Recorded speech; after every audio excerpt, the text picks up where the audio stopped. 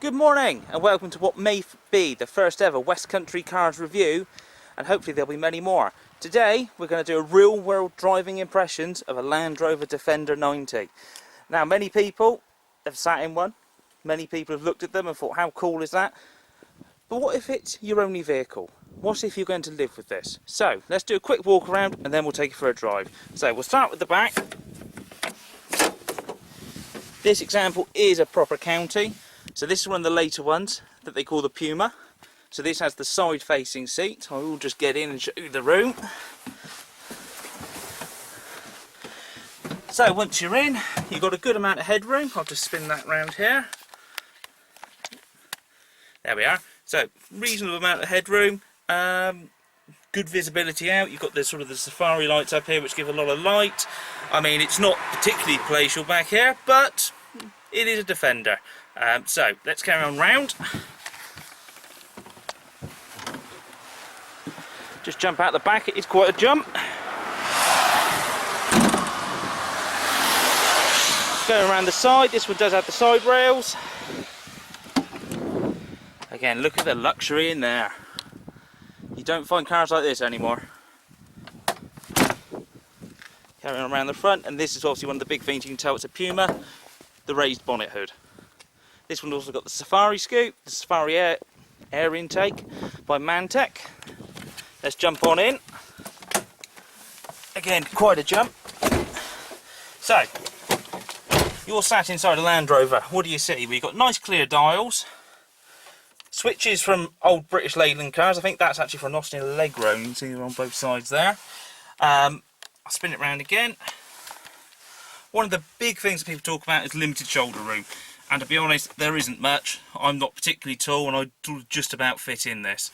Again, looking sort of around the car, good amount of storage surprisingly. Again, this again being the newer style dashboard, looks a bit like the Discovery Freeze. Good heating in this car, really good. It always used to be a complaint of the older ones. No air conditioning, back to basics. So, that concludes the quick walk around. Now let's take it for a drive. Hello again, there we are back in the driving seat. Hopefully you can see out alright. So there we are, we'll just fire it up. Big things you'll notice when you do drive one of these, you do actually have to drive this. This isn't some modern SUV that you can sort of just sit in it, steers for you. You really do have to drive one of these. This has been a later one, is better than the earlier ones. Also has a 6-speed box, so should you wish to travel on a motorway, it is a bit quieter. So there we are, there's a space. So obviously we're based in the West Country. This is where Defenders are at their home, to be honest. Round little lanes.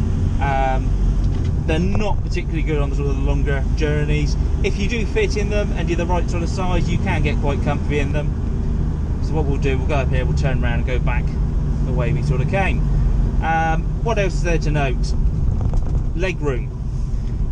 Some people do complain about it quite a lot. The handbrake does sort of catch on your knee. There's no getting away from it. But again, this is based on architecture that is older than many people probably watching this.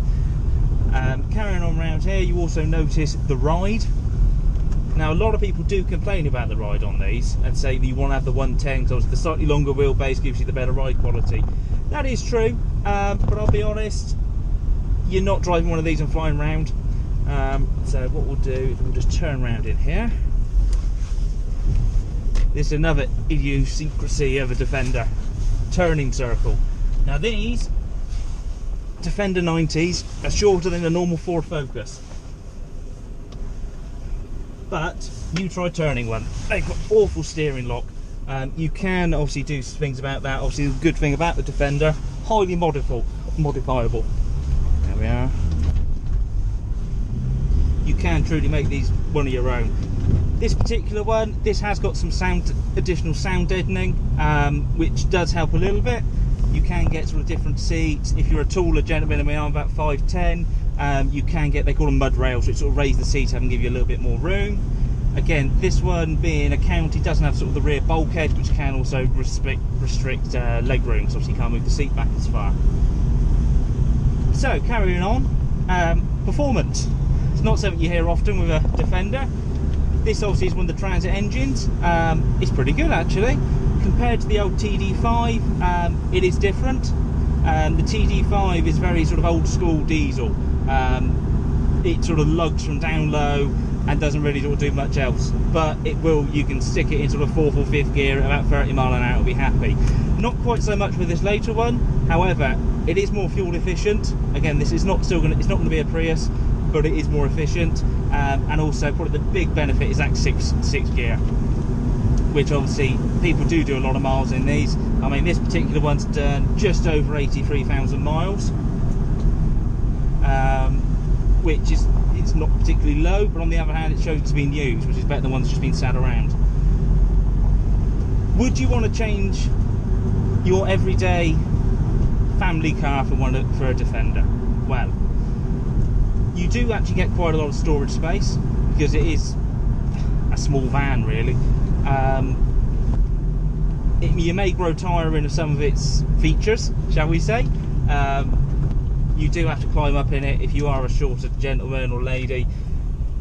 The jumping into it might grow tiresome.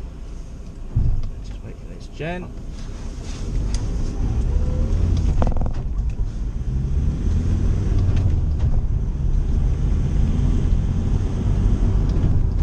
There we are.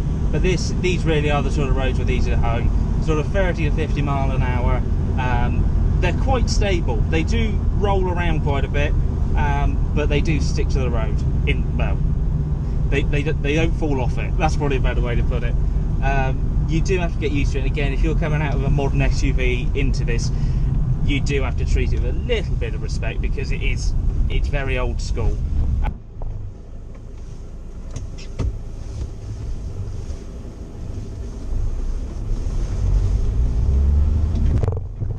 So, in summary, why would you buy a Land Rover Defender? Well, you obviously would want a fun driving experience, because although objectively it is a bit awful, it is fun. And especially if you're in the right part of the world where you've got green lanes, you've got muddy tracks, it is going to be a lot of fun to own. And also they're not drastically expensive to own. In some ways now, with the way the market's gone for these, you've got to almost compare them to sort of weekend convertibles, a Porsche Boxster. And you know what? I think for most people, unless you're wanting the speed aspect, as a driving experience, these are quite hard to beat. You do have to drive it. This isn't something you're going to want to just pop to the shops in and just... It's not easy. You've got to drive it. You've got to want one as well. They're not the cheapest of things to buy anymore, but they do have something that a lot of modern vehicles do struggle with, and that is residual value. These hold on to their money incredibly well, so that's what the biggest cost of your ownership is pretty much sorted. You've got basic servicing, because these are basic vehicles. They are robust, they're all very simple. You can work on them yourself if you wanted to. Yeah, there's not a lot to not like really. It is just you have to want to live with it, with the qualities it has. So thank you to West Country Cars for lending this to me today to do this quick video. If you like it, hopefully you'll see very soon. Thank you. Bye.